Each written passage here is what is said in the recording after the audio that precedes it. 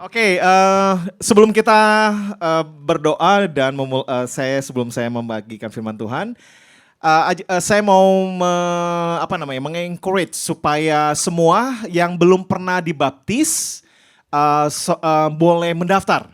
So before we pray and go into the preaching of the word, I want everyone who hasn't been baptized before yet, you register to be baptized. Ya, karena baptis yang kita percaya atau sesuai dengan Alkitab itu adalah immerse, yang diselam. So we believe in immersion baptism, yeah?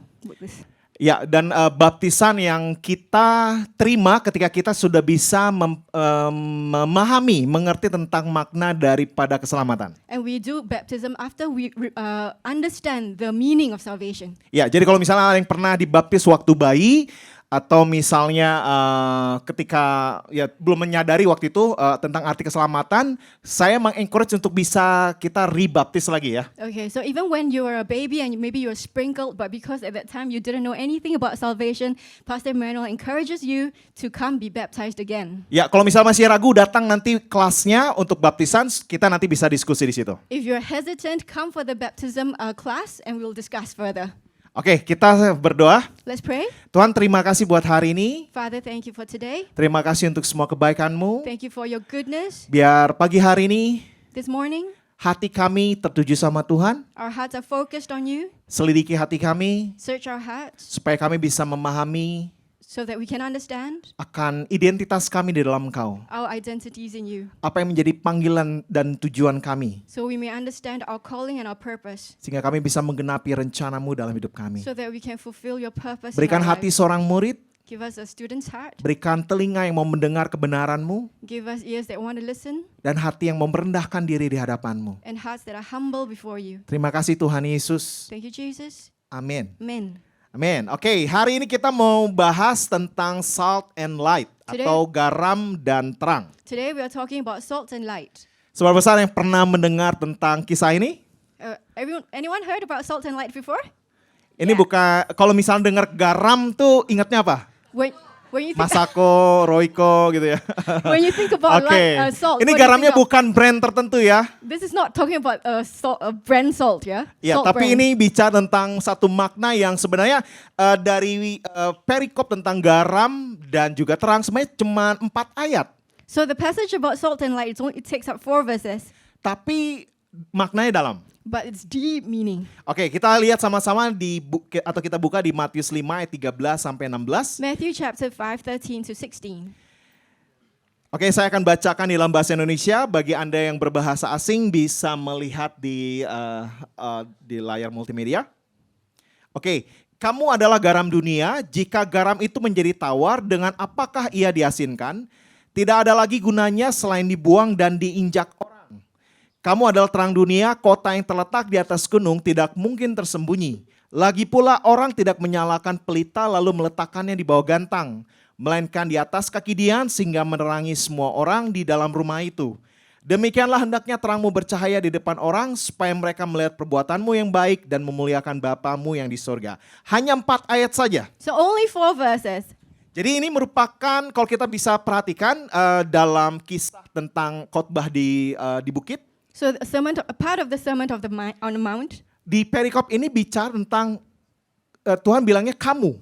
God uses the pronoun you. Jadi kalau misalnya teman-teman, saudara sekalian ada waktu bisa baca di Matius 5 ayat 1 sampai 12. So Matthew 5 ayat 1 verse 1 to 12. Itu sangat berhubungan dengan apa yang kita akan bahas hari ini tentang garam dan terang. So this the verses before were in connection to these verses here. Karena di perikop ini bicara tentang identitas. This passage talks about identity. Di perikop sebelumnya Tuhan nggak bilang kamu.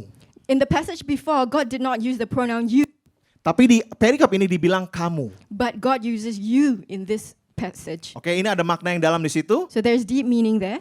Dan ini diberikan kepada orang yang sudah percaya. And this is especially for believers, Jadi pesan ini bukan untuk orang yang belum percaya, not for unbelievers, tapi untuk orang yang sudah percaya. but people who have come to believe in Karena Jesus. makna daripada garam bicara tentang pengaruh Because salt functions as influence, atau membawa pengaruh. a bringer of influence. Jadi siapapun yang kalau kita misalnya sudah baca di Matius 5 ayat 1 sampai 12, Siapapun yang sudah mengikuti apa yang Tuhan Yesus ajarkan tentang ucapan bahagia, So whoever lives according to the Beatitudes, which is Matthew 5:1-12, Ma- will function in the world as salt and light. maka akan berfungsi di dunia sebagai garam dan terang. Itu berbicara tentang kemanapun kita pergi dan berada harus selalu menjadi garam dan terang dunia. So meaning wherever we go, wherever we are, we have to be salt and light. Jadi dengan kata lain, Tuhan menghendaki agar umatnya membawa pengaruh terhadap dunia bagi Allah dan untuk kebaikan. So Jesus wants us as his children to influence the world, godly influence. Ya, jadi good and good. God and good. Influence for God and for the good. Ya, jadi ini satu hal yang jelas sekali apa yang Tuhan mau dalam kehidupan kita. So that is what clearly God wants in our lives. Nah, dari sini ini terhubung dengan apa yang Tuhan Yesus doakan ketika dia di Taman Getsemani. So this is connected to what Jesus prayed to God in John 17, in the Garden of Gethsemane. Ya, saya akan bacakan di Yohanes 17 ayat 15, 16 dan 18 dan bagi Anda yang berbahasa asing bisa lihat di layar. Aku tidak meminta supaya engkau mengambil mereka dari dunia, tetapi supaya engkau melindungi mereka daripada yang jahat.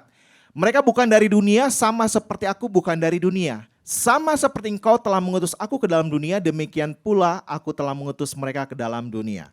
Jadi di ayat ini, di dalam ayat 15 sampai 18 ini jelas bahwa Yesus tuh nggak menyuruh kita keluar dari dunia.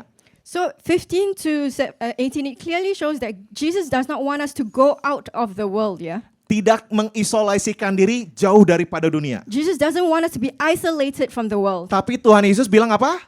Pergi, But Jesus sends us into the world. masuk ke dalam dunia Yeah, into the world. untuk menjadi garam dan terang. To be salt and light. Jadi itu bukanlah kehidupan yang terisolasi, melainkan kehidupan yang dapat menarik perhatian lingkungan kita di mana kita berada. So it is not a life of isolation, but it's a life that attracts other people in our environment. Jadi jelas ya bahwa pesan Yesus tentang di Matius 5 ayat 13 sampai 16 ini berbicara untuk orang yang sudah percaya kepada Tuhan Yesus, yang sudah menerima keselamatan. So we emphasize again that this is for believers. Jadi kenapa diperuntukkan bagi orang yang sudah percaya sama Tuhan Yesus? Why? Karena hanya Roh Kudus atau melalui Roh Allah itu sendiri yang memampukan kita menjadi garam dan terang. Because Jesus' teaching to be salt and light can only be done through the power of the Holy Spirit working in us. Sama seperti sebuah charger, sebuah handphone hanya ketika terhubung kepada listrik, maka dia bisa memberikan tenaga kepada handphone itu tersebut. So the phone will only work when you charge it with electricity, yeah? Jadi hanya melalui Roh Allah saja kita bisa dimampukan untuk menjadi garam dan terang. So the Spirit of God is our electricity. Nah, tapi di dalam Yohanes dikatakan, karena ini bicara tentang garam, terang, dan ada dunia. So because it's talking about salt and light and the world. Tapi di Yohanes 1 Yohanes 2 ayat 15 dikatakan, janganlah kamu mengasihi dunia dan apa yang di dalamnya. In 1 John 2:15 it says, "Do not love the world or anything that is in the world." Siapa yang setuju dengan saya bahwa dunia itu menyenangkan? Who agrees with me that this Ayolah. world is enjoyable? Jangan lots, pura-pura lah. lots of fun. Dunia itu menyenangkan. This world offers lots Tidak. of fun. Wah, kayaknya hanya cuman kita orang berdosa. Nggak ada, yakin kan bahwa dunia itu menyenangkan, betul? Apa yang ditawarkan dunia itu menyenangkan? Setuju? What the world offers is so attractive. Bisa banyak hal yang ditawarkan dunia dan kelihatan menyenangkan dan sangat bisa membuat orang tanda kutip berbahagia. So many things that can make us fun and happy and enjoy. Ya, tapi firman Tuhan bilang janganlah kamu mengasihi dunia dan apa yang ada di dalamnya. But the word of God says, "Do not love the world or the things Oke. in the world." Nah, sekarang ingat ini, setiap orang Kristen mereka harus mempengaruhi dunia, mereka harus berada di dalamnya tetapi tidak termasuk di dalamnya. So every Christian must influence the world. They should be in it but not of it. Ada di dalam tapi tidak dipengaruhi olehnya. You are in the world but you're not influenced by the world. Seperti yang saya mungkin beberapa waktu yang lalu pernah saya sampaikan, tahun 90-an banyak orang berbondong-bondong jadi full timer. So in the 90s, Pastor Emmanuel used to say, many people came to be ministers of Makanya God. ada pendeta insinyur. So there is like the calling, the engineer pastors. Ya, latar belakang pendidikannya dari berbagai macam ilmu pendidikan, tapi akhirnya jadi pendeta.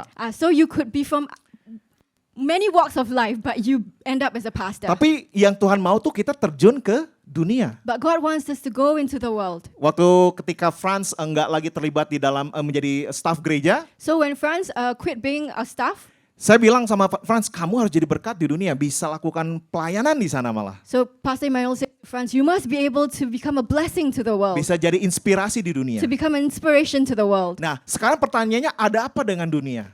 What's wrong with the world? Kenapa Tuhan mengutus kita ke dunia untuk menjadi garam dan terang? Why did God send us into the world to become salt Emangnya and light? kenapa dengan dunia? What's wrong with the world? Dunia baik-baik aja kan? The world appears to be okay. Baik-baik saja? Is the world doing okay? Tidak baik-baik saja? Not okay? Oke, siap untuk mendengar ini? Alkitab mencatat dunia akan semakin rusak dan semakin gelap. The Bible records that the world will become increasingly corrupt and dark. Itu yang Alkitab katakan. That's what the Bible says. Penuh dengan kemerosotan moral, Full of moral decline, kejahatan, evil, mementingkan diri sendiri, selfishness, tidak menghormati Tuhan, disrespect for God, membenci kebenaran, hatred of the truth, dan semuanya itu adalah dosa and all of these sins yang mengakibatkan maut. that result in death. Oleh karena itu Tuhan Yesus dengan tegas mengatakan, kamulah garam dunia. Therefore, Jesus firmly said, Kamulah you terang are the dunia. salt of the world. Jadi dunia ini membutuhkan garam karena dunia ini rusak. So this world needs salt because it's decaying. Dan dunia ini membutuhkan terang karena dunia ini gelap. And the world needs light because it's to counter the dark. Baik, nah dalam ayat 13 dan ayat 14, kata ganti kamu atau pronouns kamu bersifat tegas dan personal. So verse 13 and 14, the pronoun you is firm and personal. Jadi pengertiannya adalah kamu. The idea Boleh is ya, kamu you as in adalah I. satu-satunya garam dunia. You are the only salt of the Jadi earth. maknanya bisa personal, You can be personal. bahwa kamu adalah satu-satunya garam dunia. You are the only source of Kamu salt of adalah the earth. satu-satunya terang dunia. You are the only source of light in the world. Nah, jadi kerusakan yang terjadi di dunia tidak akan diperlambat dan kegelapan yang tidak akan menerima sinar kecuali umat Allah menjadi garam dan terang. So this destruction occurring in the world will not be stopped, and its darkness will remain unless God's people become its salt and light. Jadi jelas garam di sini bukan garam dapur. We are not talking Yeah. about the salt in the kitchen, yeah? Saya meyakini bahwa yang Tuhan maksudkan bukan garam di meja, It's not table salt, tapi ini bicara garam yang menghambat proses kerusakan. it's talking about the salt that stops decay. Oke, nah sebutir garam mempunyai pengaruh yang terbatas. So a single grain of salt has limited influence. Namun hanya ketika gereja kita semua secara kolektif tersebar di seluruh dunia, maka perubahan akan terjadi. But when the church collectively spreads throughout the world, then change will occur. Satu pancaran cahaya tidak akan menghasilkan apa-apa. Bayangkan dibandingkan dengan dunia yang begitu luas dan gelap. One beam of light will not produce anything, especially in a world so dark. Tetapi jika digabungkan dengan sinar lainnya, maka tercipta cahaya yang besar. But if it is combined with other rays, a great light will be created. Nah, apa yang kita akan sama-sama gali lebih lagi adalah ada 3 hal So there are three of the passage.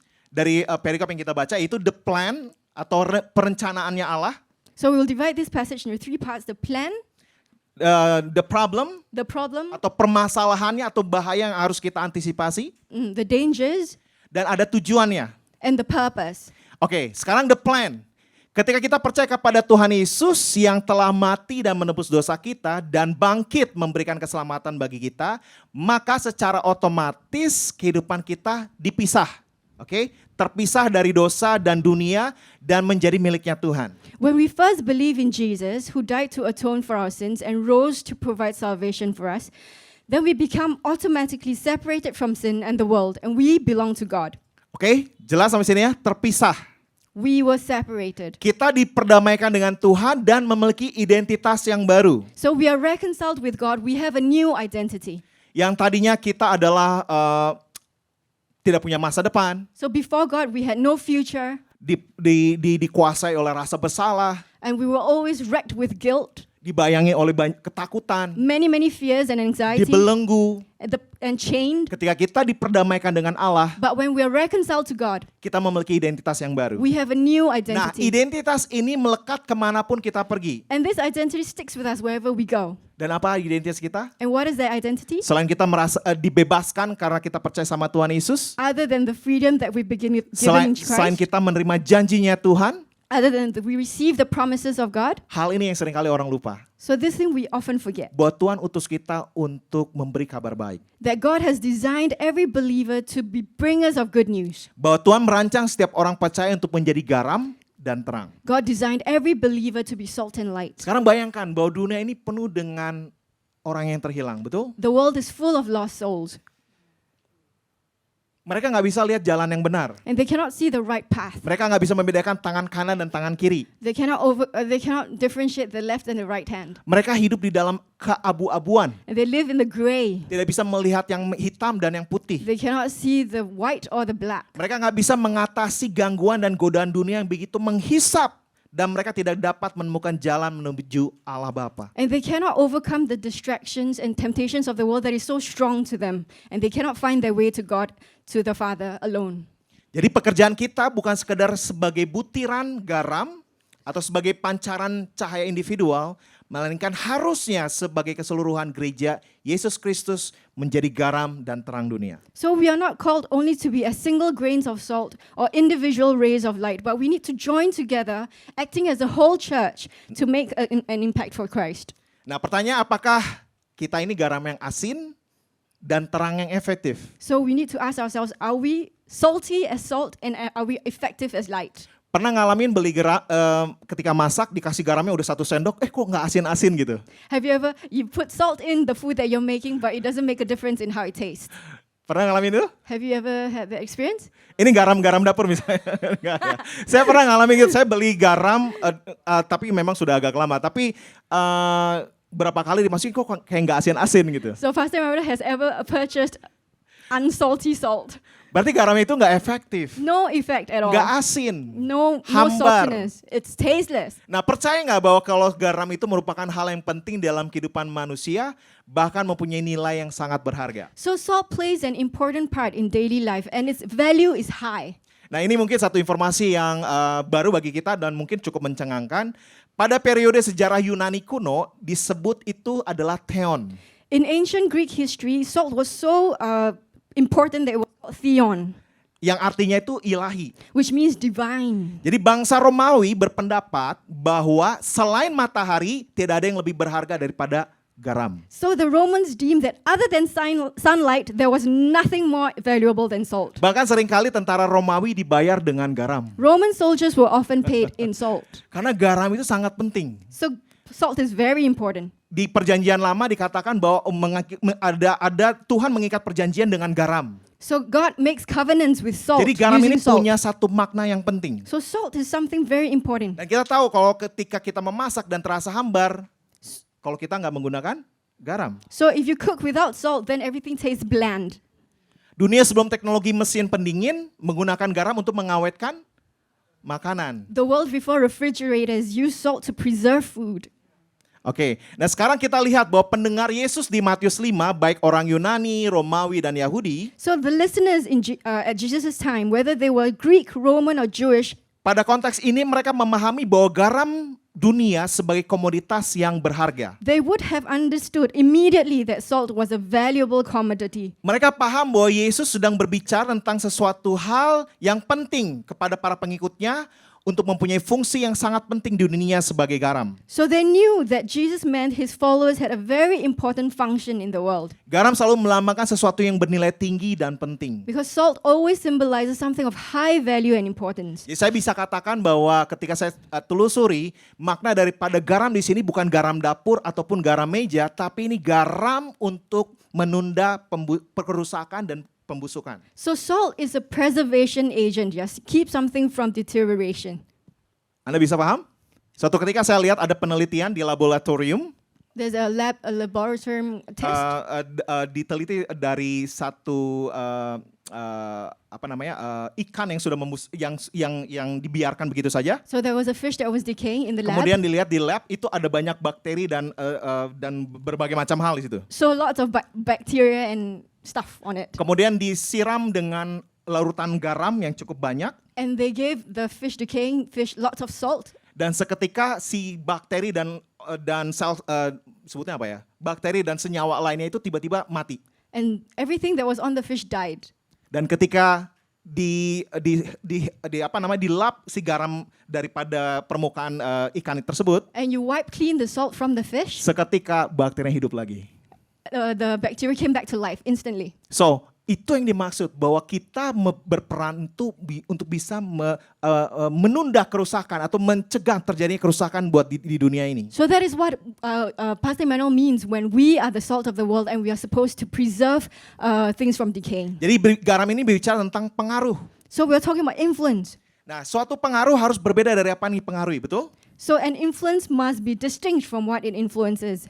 Jadi kalau sebagai orang Kristen kita harusnya berbeda dari dunia yang kita akan pengaruhi. And Christians, we are to influence the world, but we are to be different from the world. Dan kita tidak dapat mempengaruhi dunia bagi Tuhan ketika kita sendiri bersifat duniawi. We cannot influence the world for God when we ourselves are worldly. Dan kita tidak dapat memberikan terang kepada dunia jika kita sendiri kembali ke tempat dan jalan yang gelap. We cannot give light to the world if we ourselves walk to places and paths of darkness. Di Roma 12 ayat 2 Romans 12:2 dikatakan, janganlah kamu menjadi serupa dengan dunia ini, tetapi berubahlah oleh pembaruan budimu, sehingga kamu dapat membedakan manakah kehendak Allah, apa yang baik, yang berkenan kepada Allah, dan yang sempurna. Jadi garam, ini penting ya.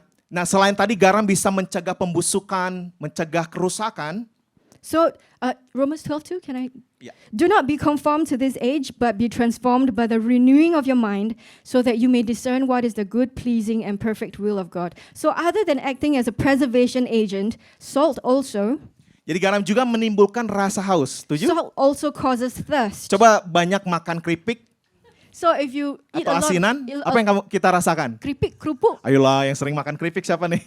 Keripik fans. chips, yeah. Pengen cepet makan, pengen haus kan, betul? So, when the more chips you eat, the thirstier you get, Karena garam itu menimbulkan rasa haus, because salt will cause thirst. meningkatkan keinginan tubuh akan air. So, it increases the body's desire for water. Jadi satu fakta bahwa orang yang bekerja di pekerjaan berat di cuaca panas yang berlebihan, mereka biasanya dikasih tablet garam supaya mereka ingat harus minum. So those who are doing heavy labor in excessive heat, they will often be given salt tablets to increase their need for water. Kalau nggak bisa mengakibatkan dehidrasi bahkan kematian.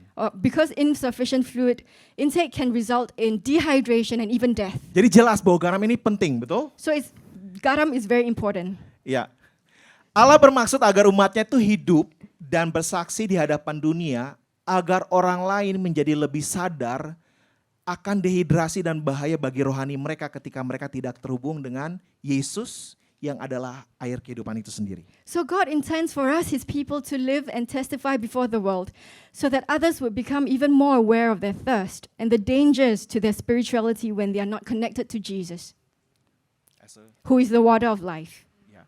Jadi ketika kita menjadi garam, kita membawa orang untuk semakin terdehidrasi, semakin merasa ingin ketemu dengan sumber kehidupan, air kehidupan yaitu Yesus. As we influence the world of God with salt, as we are salty, then we influence others to want to find Jesus, to thirst for more of Jesus. Oke, nah sekarang dia juga memanggil kita untuk menjadi terang. We are also called to be light. Kamu adalah terang dunia. You are the light of the world. Nah sekarang jika garam tersembunyi, betul ya, garam tersembunyi kan nggak kelihatan, namun cahaya akan terlihat dengan jelas. Salt is invisible, yeah, whereas light will be clearly visible. Nah garam bekerja secara diam-diam, secara nggak kelihatan karena sudah membaur dengan apa yang diasinkan. So salt works rather covertly and secretly, Sedangkan cahaya bekerja secara terbuka, while kelihatan. light works openly. Jadi garam bekerja dari dalam, Salt works from within cahaya bekerja dari luar. and light from without. Nah garam lebih merupakan pengaruh tidak langsung dari kebenaran firman yang kita lakukan. So salt is more of an indirect influence of the gospel, Namun terang lebih merupakan komunikasi langsungnya. whereas light is more of a direct communication. Jadi garam bekerja terutama melalui kehidupan kita ketika kita berada di tengah-tengah masyarakat, di tempat kerja, sekolah, dan universitas atau dimanapun. So salt works through us when we are in the midst of society, maybe in your workplace, your school, or your neighborhood. Sedangkan terang bekerja terutama melalui apa yang kita ajarkan, kita saksikan, atau kita khotbahkan kepada dunia. So while light works mainly through what people can see, what we teach, what we preach, what we testify. Nah, berarti apa sih terang itu?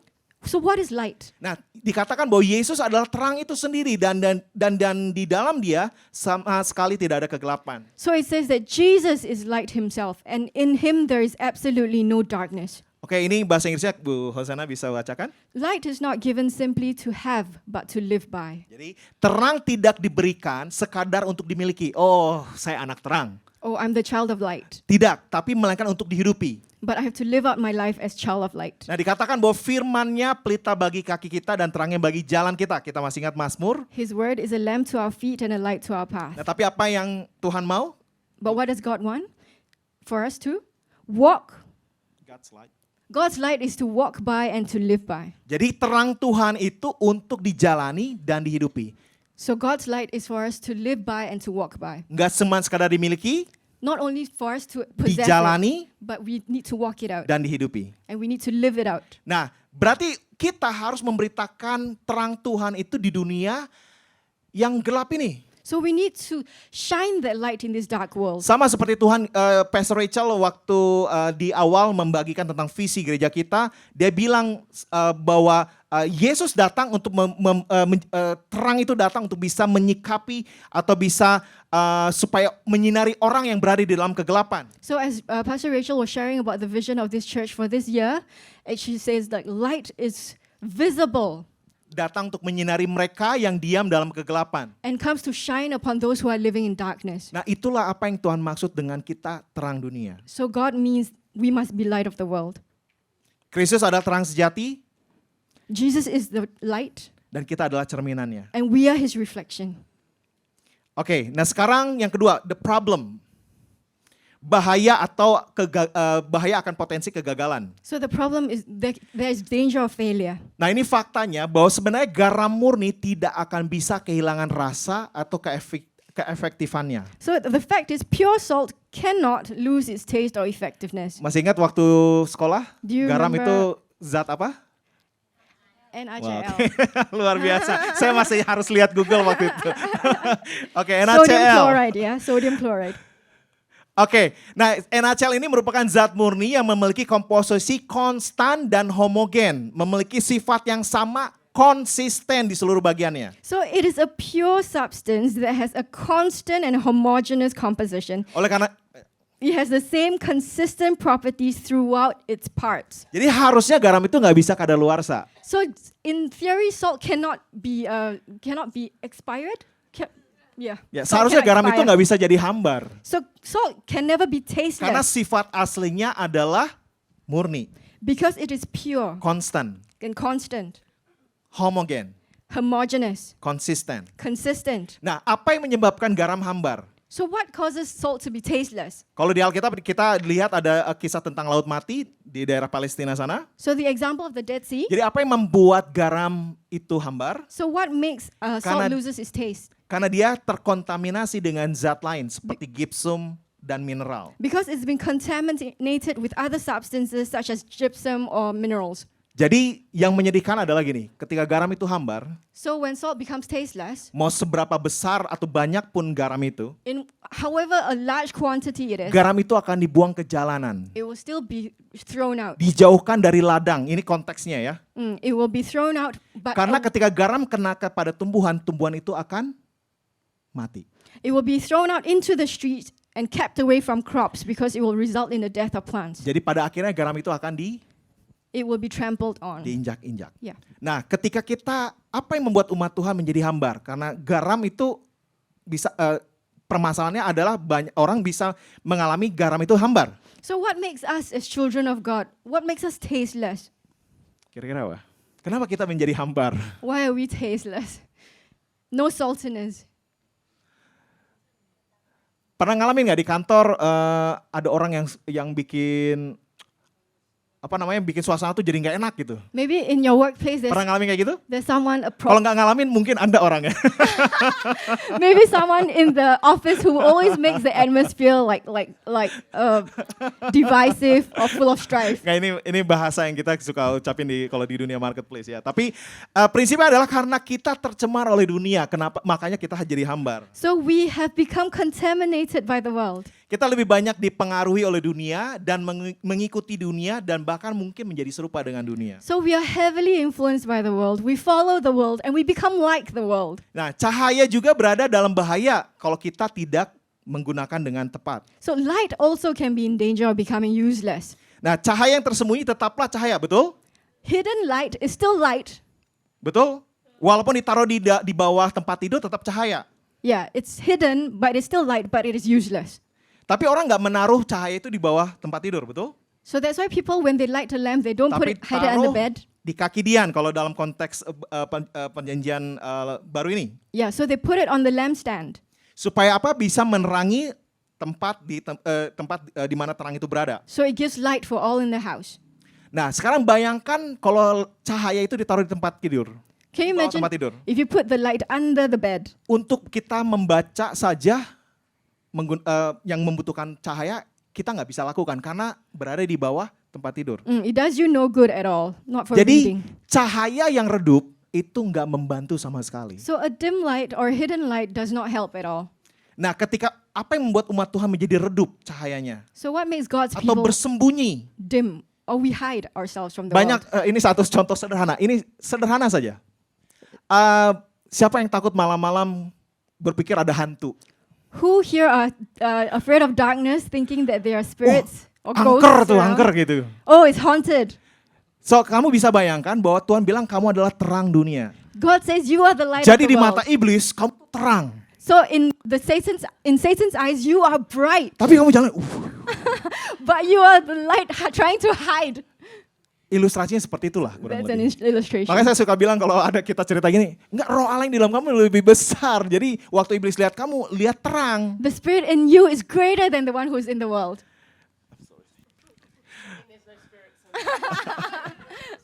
Nah, jadi umat Tuhan menjadi redup ketika kita menyembunyikan diri dari dunia dengan tidak berani memperkatakan kebenaran. So we become dim when we hide ourselves from the world. We don't dare to speak the truth or to testify about God. Kita lebih memilih diam ketika seharusnya kita berbicara. We prefer to remain silent when we should be speaking out. Kita lebih memilih lari ketika seharusnya tetap tinggal dan membela kebenaran. We prefer to run when you should stay and defend the gospel.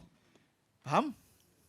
Oke, nah sekarang terakhir, the purpose. The purpose. Nah, sebenarnya dari apa yang kita baca itu tujuannya adalah untuk memuliakan Tuhan. So everything that we do is to glorify God. Kata perbuatan baik yang dikatakan di dalam perikop yang kita sudah baca, The good deeds that Jesus mentions here, di sini digunakan enggak menekankan pada kualitas perbuatan baiknya. so the word doesn't really emphasize quality. Jadi kalau kualitas berarti banyak orang bisa memberikan lebih, tapi enggak semua orang bisa memberikan lebih. Jadi bukan pada kualitasnya. So it's not about the quality. Nah, tapi ini menekankan kepada daya tarik atau penampilan yang indah dari perbuatan baik tersebut. But it emphasizes the attractiveness, the beautiful appearance. Ketika kita difitnah, diolok-olok, kita dihina, digosipin, tapi kita tetap berbuat baik, itulah perbuatan baik. So if we were being persecuted, we're being maligned about things, or we're given a bad reputation, but we still respond positively. Ketika kita bilang kamu nggak keren, nggak ikut-ikutan kamu nggak kelihatan cool karena kamu nggak menggunakan apa yang kita gunakan, misalnya seperti itu, tapi kita tetap berbuat baik kepada mereka, itulah perbuatan baik. So the people around may think, oh, you're so uncool. You don't, you're not in the cool crowd. You don't do the things that we do. Pernah nggak dibilang kamu aneh? Have you ever been called strange? Gara-gara kamu bilang tentang sesuatu hal, misalnya saya nggak mau berpacaran atau nggak mau melakukan hubungan di luar pernikahan. Maybe you've taken a stand to not have sex outside of marriage. Have you ever been called strange or freak? A freak. Freak gitu ya. Bilang aneh gitu, mengherankan. Yeah, Oke. so strange. Nah, tapi yang Tuhan maksud di sini adalah supaya dunia melihat perbuatan baik kita dan melihat pekerjaan Allah di dalam kehidupan kita. So when we do these good deeds, then the world looks at us and sees the beauty that God has worked in our life. Nah sekarang melihat perbuatan baik yang kita lakukan berarti mereka akan melihat Yesus di dalam kita. So when we do good deeds, they see Jesus in us. Itu sebabnya Yesus berkata, biarlah terangmu bercahaya. That's why Jesus said, let your light shine. Jadi cahaya ini bukan kita ciptakan, wah bersinar pakai bajunya cerah-cerah gitu, senyum-senyum kemana-mana. Gak seperti itu. It's not the clothes that we wear, maybe the bling or whatever, but it's not like that, yeah, not Ini physical. Cahaya yang bukan kita ciptakan atau hasilkan sendiri. It's not something that we can create or produce on Namun ourselves. sesuatu yang kita izinkan untuk Tuhan lakukan di dalam kehidupan kita. But it's something that we allow God to do through us. Ketika kita berhadapan dengan Tuhan, When we are facing God, Tuhan tuh terang. God is light. Jadi semua yang dalam kehidupan kita tuh kelihatan. So everything that we have done is visible. Dosa yang kita Our lakukan, sins misalnya kita nggak mau mengampuni orang, or unforgiveness, perbuatan yang orang lain nggak tahu tapi kita lakukan. hidden sins. Jadi ketika kita berhadapan dengan Tuhan When dengan we- terang itu sendiri, When we are in the presence of God in His light, dan ketika kita izinkan Tuhan menyinari kehidupan kita, and when we allow God to shine His light on us, maka itulah yang dikatakan bahwa kita nggak menyembunyikan diri dari terang, tapi kita menghadapi terang itu. so we are not hiding from the light, but we are facing the light. Dan sehingga ketika kita berhadapan dengan dunia, kita menjadi terang yang menyinari orang sekitar kita. And as such, as God shines His light on us, we can also shine His light to other people.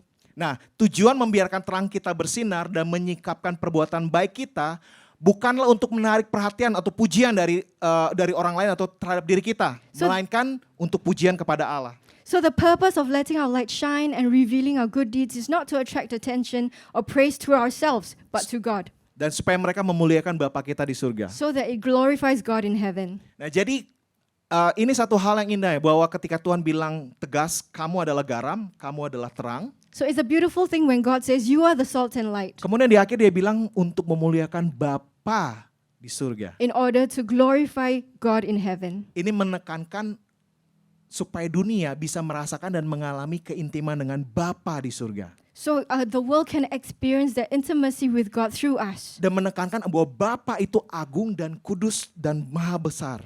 Our Father is so great and magnificent and agung, glorious. Glorious. Perbuatan baik kita adalah untuk mengagungkan anugerah dan kuasa Tuhan. And our deeds are to talk about His grace, His goodness, His greatness. Dan kalau misalnya kita nggak tahu, tapi panggilan Tuhan yang termulia adalah untuk memuliakan. Panggilan Tuhan yang termulia buat kita adalah untuk memuliakan Dia. So the highest calling for our lives is to glorify Him. Cara hidup kita hendaknya menuntun orang-orang di sekitar kita untuk memuliakan Bapa di surga. So the way we live should be able to attract other people to Oke. our Father. Kesimpulannya ada 3 hal yang tadi kita sudah sama-sama pelajari. So in conclusion, The plan, the plan, ketika kita percaya sama Yesus, maka identitas kita sebagai garam dan terang dunia. when we believe in Jesus, our identity is as salt and light in the world. Untuk membawa terang Tuhan di tengah dunia dan mempengaruhi dunia dengan kebenarannya. So we are called to bring God's light to the world and influence the world with His truth. Tapi masalahnya, the problem, But there's a problem. jangan sampai kita tercemar oleh dunia. We shouldn't be polluted by the world. Jangan sampai kita ciut ketika seharusnya kita dengan berani menyatakan terang Tuhan di tengah dunia. And we should not shrink back when we should boldly declare God's light in the midst of the world. Dan the purpose atau tujuan And the purpose of our lives untuk memuliakan is to Tuhan. glorify God. Oke, sekarang lihat kanan kirinya, katakan kamu adalah terang dan kamu adalah garam dunia. Look at your left and your right and say, you are the salt and you are the light.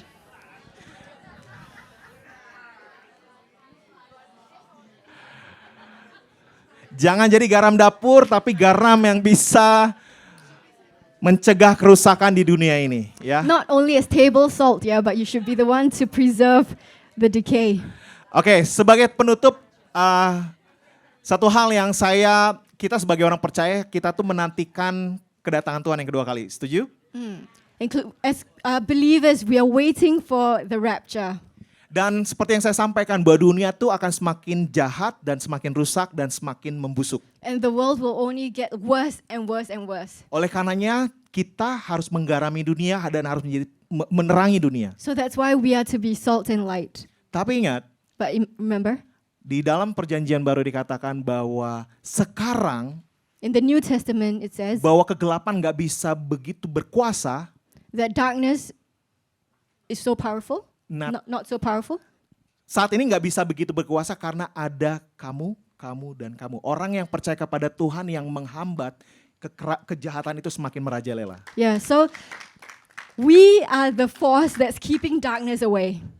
Jadi ketika kita terangkat nanti pada waktu pengangkatan, So when we are raptured later, itulah saat kegelapan akan That's when- semakin gelap dan kerusakan akan semakin rusak. that's when there will be total darkness and total destruction that comes Nah, upon the pagi hari world. ini saya mau pastikan setiap kita, So this morning, we want to ensure pertama kalau engkau belum menerima Tuhan Yesus, if you haven't believed in Jesus, if you haven't accepted Him, terima Tuhan Yesus saat ini. accept Him now. Karena identitasmu akan berubah.